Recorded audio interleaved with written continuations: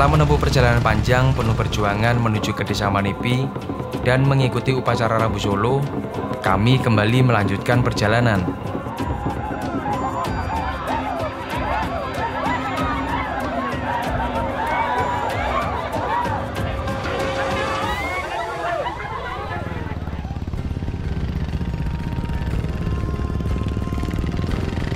Kami akan melanjutkan perjalanan menuju ke Kabupaten Mamasa.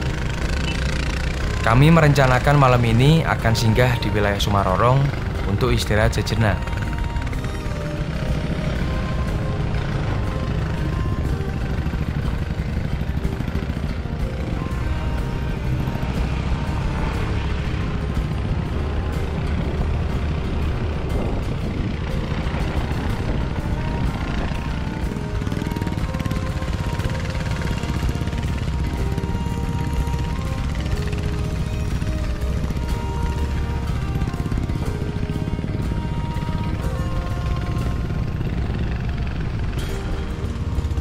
Kami tak menyangka, perjalanan kemarin malam kami melewati jalur yang cukup ekstrim. Apalagi malam kemarin sehabis hujan, sehingga jalur terasa sangat licin. Kami mempertimbangkan kapasitas kami untuk melewati jalur ini, sehingga dapat teratasi dengan aman.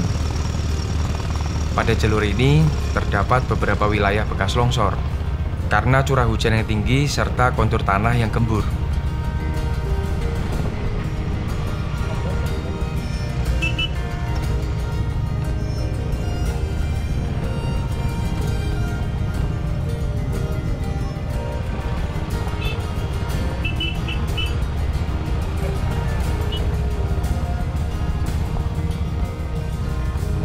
Kami harus benar-benar menguasai motor, karena siang ini matahari cukup terik, sehingga tanah terasa sangat lembut yang mengakibatkan beberapa kali ban kami mengalami selip. Kata masyarakat setempat, sejak dulu sudah menjadi hal yang wajar dengan jalur seperti ini.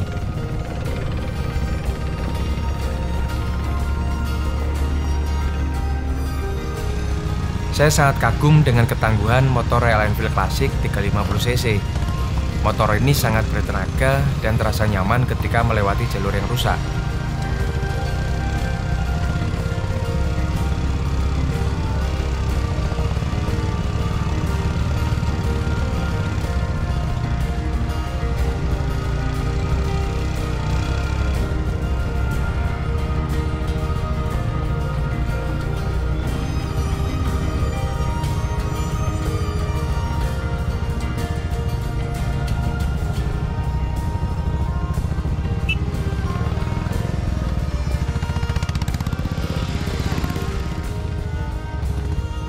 Semakin siang, meskipun matahari sangat terik, kami cukup khawatir jika terjadi hujan. Karena wilayah ini memiliki curah hujan yang cukup tinggi, yang sangat berbahaya ketika hujan deras dan terdapat longsor, kami tidak dapat melanjutkan perjalanan.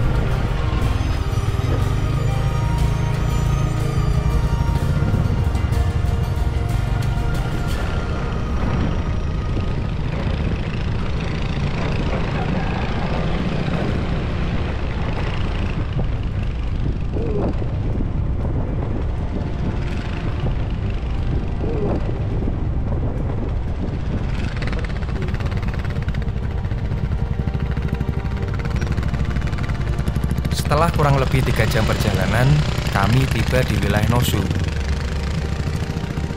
Perbukitan dan hamparan sawah yang luas menambah kesyahduan dalam perjalanan kami kali ini. Kata warga sekitar, Desa Nosu adalah desa terdingin. Tak heran walaupun di siang hari udara terasa sejuk. Tapi, jika ingin ke wilayah Nosu, kita harus melewati jalur seperti ini.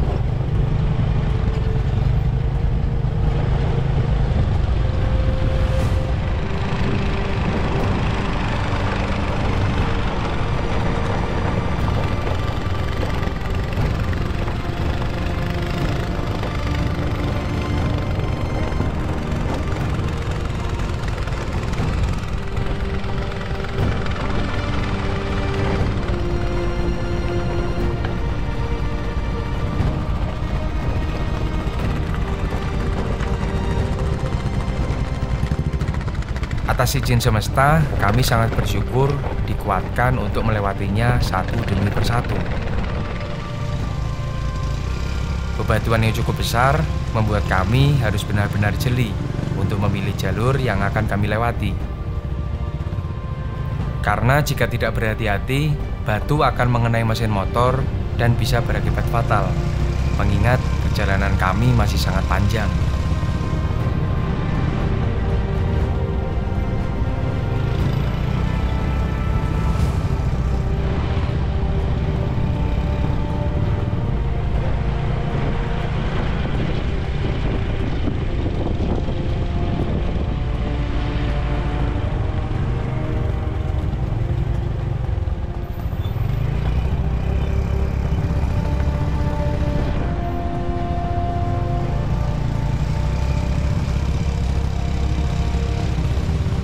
Beruntung sekali ketika kami menuju ke arah Sumarorong, ternyata hujan baru saja berhenti, sehingga kami tidak sempat terkena hujan dalam perjalanan.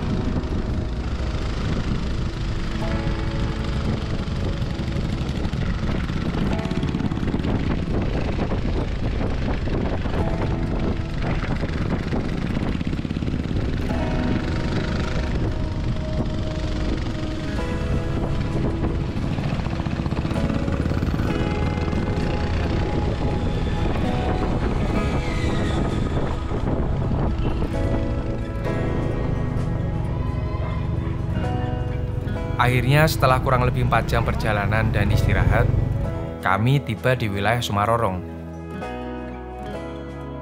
Di Sumarorong kami ditampung oleh Pak Fidelis untuk kembali mengisi energi, agar hari esok kami bisa melanjutkan perjalanan kembali.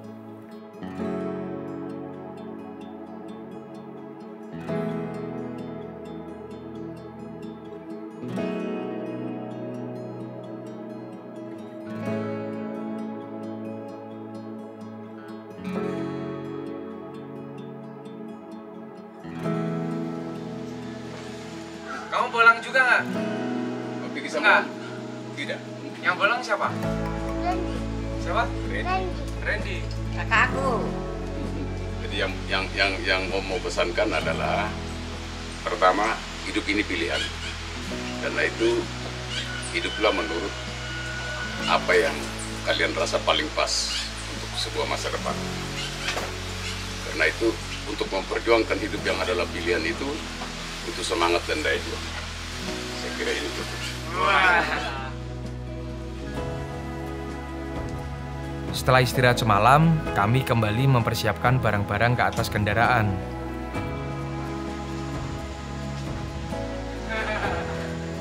Yang paling tidak menyenangkan dalam sebuah pertemuan adalah momen perpisahan. Rasanya ingin singgah lebih lama lagi. Semoga suatu saat nanti kami bisa kembali lagi ke Sumarorong. Terima kasih Pak Fidelis sekeluarga telah menerima kami dengan begitu hangat. Semoga selalu sehat serta penuh keselamatan. Makasih Pak Iya. Oke. Orang Jawa bilang jangan kapok, mampir-mampir. Seulang mampirnya kapan lagi nih? Thank you. Istilahnya jangan kapok, orang Jawa bilang jangan kapok, mampir-mampir, tapi tidak tahu kapan. Sehat ya Pak? Iya. Makasih Pokoknya banyak. sudah dilempari bola pantun. Rasain.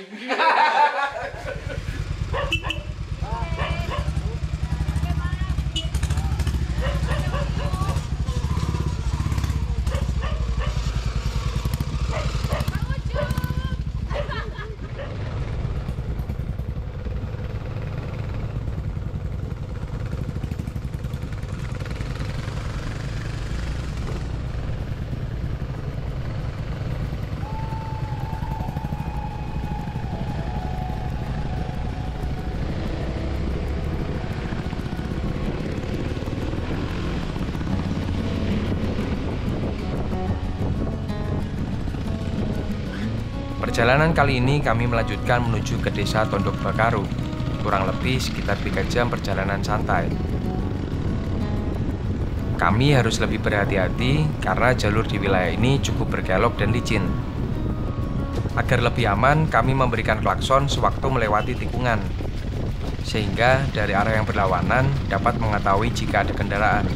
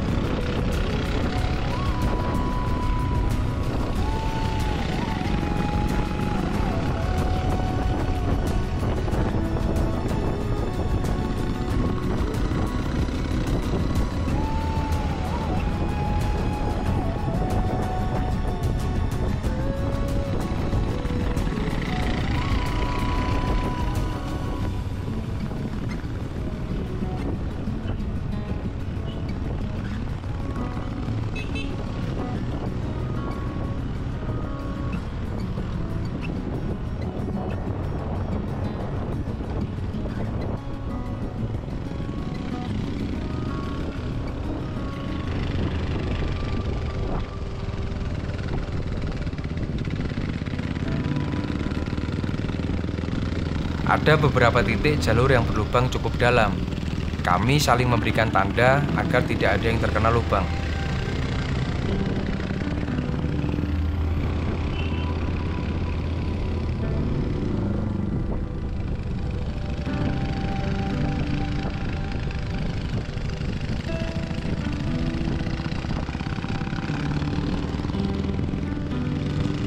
Semakin sore kabut pun turun, sehingga kami harus lebih berhati-hati, terlebih minimnya penerangan pada jalur ini.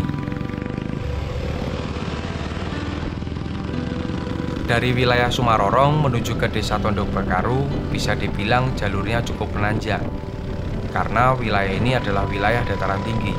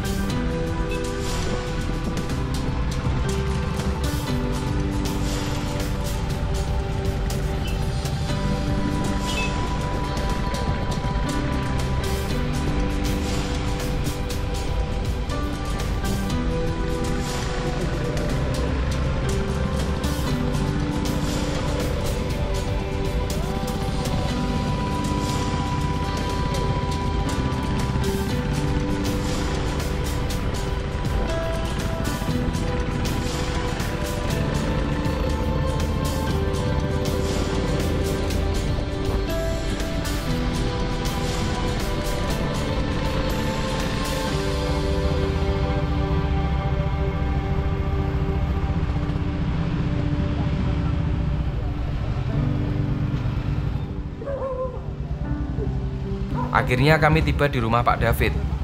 Beliau adalah seorang budayawan, khususnya di wilayah adat suku Mamasa. Malam. Wah, ini mohon maaf malam-malam ini bapaknya. Teman saya sudah tanya gitu. Wah, jangan gol bagi satu wahyu. Karena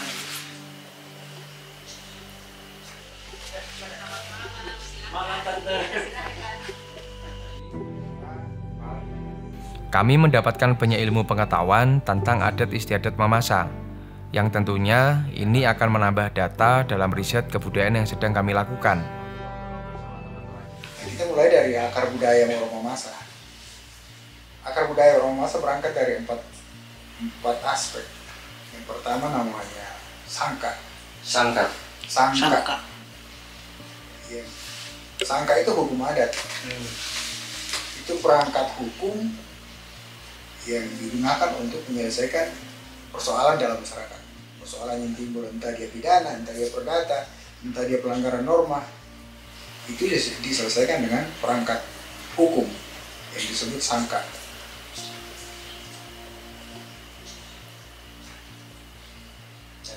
Yang kedua aluk.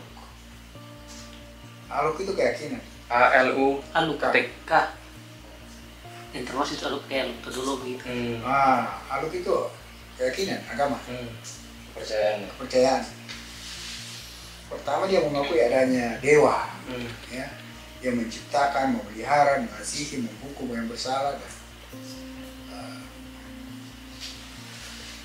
mengasihi ciptaannya.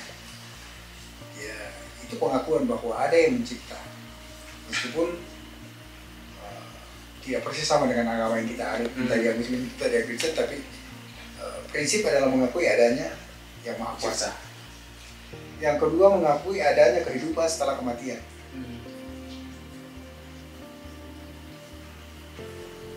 Reinkarnasi. Ya. Kemudian mengakui prinsip tabur tuai. Apa yang kita perbuat itu yang kita petik. Itu 3 prinsip utama tentang keyakinan leluhur. Ini secara konsep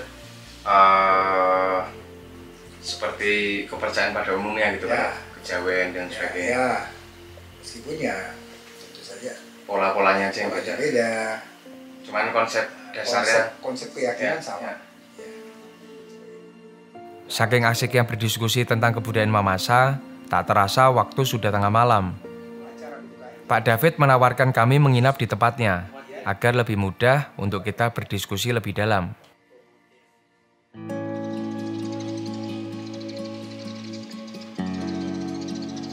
Pagi harinya, kami tidak melewatkan untuk mengambil gambar wilayah Kabupaten Mamasa. Ikuti terus perjalanan kami selanjutnya ya. Matur nuwun, rahayu.